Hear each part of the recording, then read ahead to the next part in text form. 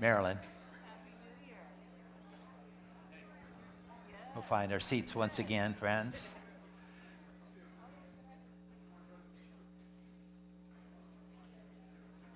And Susan Bourget. Susan Bourget, come up here.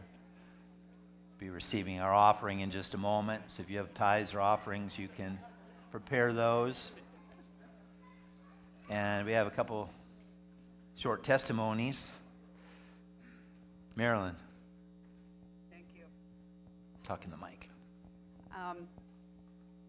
November 1st, I got to go see Revive Me Too with a group of ladies from the church, and I loved it. And I went home that night, and I had been meditating on 1 Corinthians 6:19 and 20, which talks about our bodies being bought and paid for by Jesus, and that it was no longer our own. And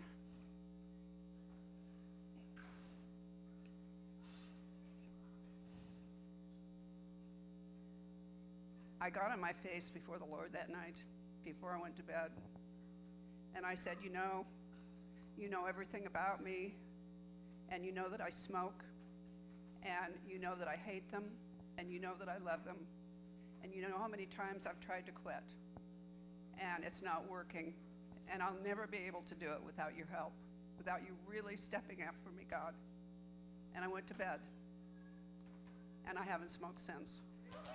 November 1st, over 2 months. Yes, I'm starting my 3rd month. How do you feel about that? It really blessed me. It was a huge mountain.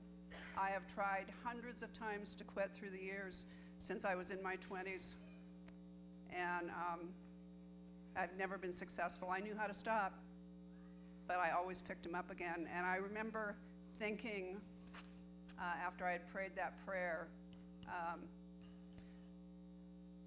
oh, you can go have just one puff. Because I saved my cigarettes. I saved them in the freezer. I didn't want to get rid of them. And I remember thinking and saying out loud, I can't do that to you, God. You've really stepped up. I don't even have any withdrawal feelings. I don't even miss them. How could I do that to you? That would be like a slap in the face. And that's the thing I use every time it kind of passes through my head. So I couldn't do that to him. He has so delivered me from this chain. He has broken all those chains. So after at the end of our time together, if you would like prayer for that particular item, will you be up front? And Marilyn will be glad to impart that anointing, that blessing to you. Okay, thank you, Marilyn. And Susan has a giving testimony. Listen carefully, this is pretty cool. Some of you know that Jack and I have had quite the financial difficulties in the last year or two. And I got laid off after Thanksgiving on my main job, and then Jack got cut back half his hours. So this winter has been interesting, and I was up doing a part-time job up in Grants Pass on Friday, and I was at Rite Aid, and they had all their children's toys on clearance. And I had this thought, it's like, oh Lord, I would love to give brand new toys to Kathy for the Christmas program, and now's the time to do it, but God, and he goes, well, you can. And I go, how can I? And he goes, well, how much cash do you have in your purse? And I had $108 in my grocery envelope. I carry cash in an envelope, and that was my grocery money. And I said, well, take the $108 and go buy everything that you can.